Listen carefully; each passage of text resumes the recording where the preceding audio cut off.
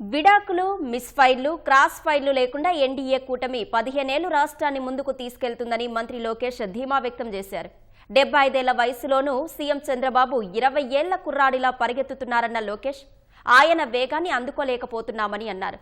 Red book తన పని తాను చేసుకుపోతోందన్న లోకేష్ చట్టాన్ని ఉల్లంఘించిన ఎవరిని వదిలిపెట్టేది లేదని తేల్చి చెప్పారు. వైనాట్ 175 అంటే ప్రజలే వైనాట్ 11 అని వైసీపీని ఆల్అవుట్ చేశారని ఎద్దేవా చేశారు. అమెరికాలోని డలాస్లో కర్టిస్కల్ వెల్ సెంటర్లో నిర్వహించిన తెలుగు డయాస్పోరా సమావేశంలో మంత్రి లోకేష్ పాల్గొన్నారు. తెలుగు ప్రజలు పెద్ద ఎత్తున హాజరై లోకేష్కు ఘన స్వాగతం పలికారు. అభిమానుల కేరింతలు, ప్రవాసాంధ్రుల జోష్ మధ్య లోకేష్ వారిని ఉద్దేశించి ప్రసంగించారు. వేగానికి ఏపీ బ్రాండ్ అంబాసిడర్గా మారిందన్నారు. అమెరికాలో అండర్ గ్రాడ్యుయేషన్, ఎంబీఏ చదవడంతో పాటు వరల్డ్ బ్యాంక్లో పనిచేసిన తనకు అగ్రరాజ్యంతో 9 ఏళ్ల అనుబంధం ఉందని గుర్తు చేసుకున్నారు. చంద్రబాబును 53 రోజుల పాటు అక్రమంగా అరెస్టు చేసినప్పుడు ప్రవాసాంధ్రులు పెద్ద ఎత్తున మద్దతుగా నిలిచారని ప్రశంసించారు.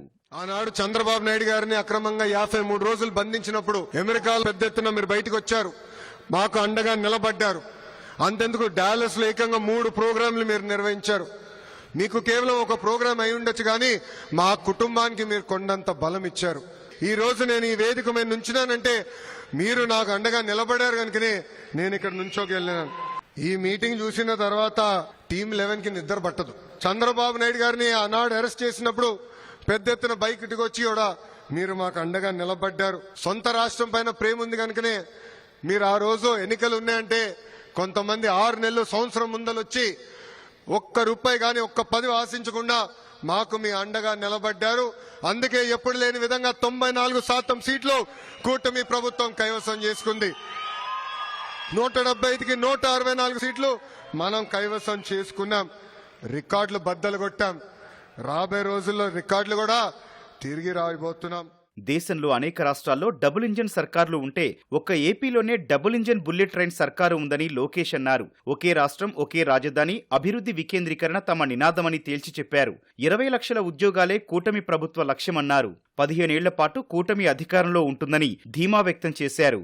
దేశంలో అనేక రాష్ట్రాల్లో డబుల్ ఇంజన్ సర్కారు ఉంది, కానీ ఒక్క ఆంధ్ర రాష్ట్రంలోనే డబుల్ ఇంజన్ బుల్లెట్ ట్రైన్ ఉంది.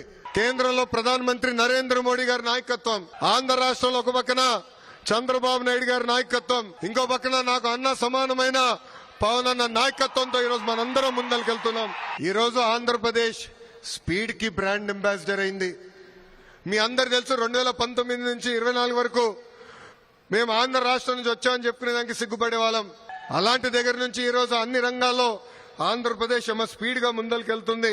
మన నినాదం ఒకటే, ఒక రాష్ట్రం, ఒక రాజధాని, కానీ అభివృద్ధి వికేంద్రీకరణ. అహర్నిశలు కష్టపడుతున్నాం. తద్వారా 17 నెలల్లో 20 లక్షల కోట్ల పెట్టుబడి, దాని ద్వారా 16 లక్షల మందికి ఉద్యోగాలు కల్పించడానికి ఒప్పందాలు కుదిరించుకున్నాం. అవన్నీ వచ్చే 3 నెలల్లో గ్రౌండ్ చేసే బాధ్యత కూడా కూటమి ప్రభుత్వం తీసుకుంటుంది. ప్రభుత్వం కొనసాగింపు అనేది చాలా చాలా అవసరం.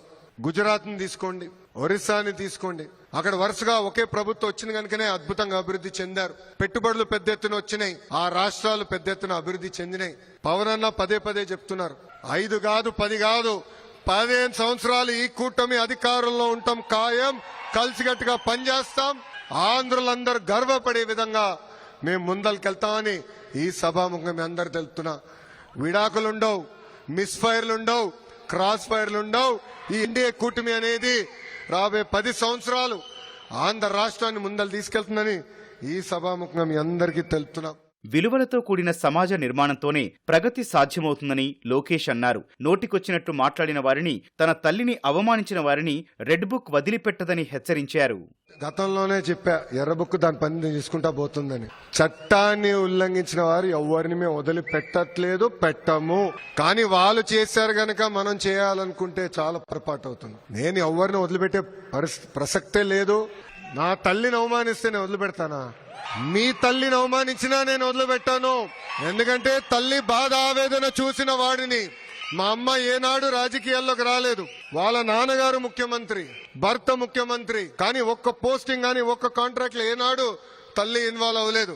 అలాంటి తల్లిని శాసనసభ సాక్షిగా అవమానిస్తే నేను వదిలిపెట్టే ప్రసక్తే ఉండదు. ఈరోజు గౌరవ ప్రధానమంత్రి గారు వికసిత్ భారత్ గురించి మాట్లాడుతున్నారు పదే. విలువలు కూడిన భారత్ ఉంటేనే వికసిత్ భారత్ మనందరం సాధించగలుగుతాం. ప్రతిపక్షంలో ఉన్నా అధికారంలో ఉన్నా అండగా నిలిచిన ప్రవాసాంధ్రులను గుండెల్లో పెట్టుకుని చూసుకుంటామని లోకేష్ అన్నారు. కేవలం జాబ్ సీకర్స్ గా మాత్రమే కాకుండా జాబ్ క్రియేటర్స్ గా ప్రవాసాంధ్రులు ఎదగాలని పిలుపునిచ్చారు.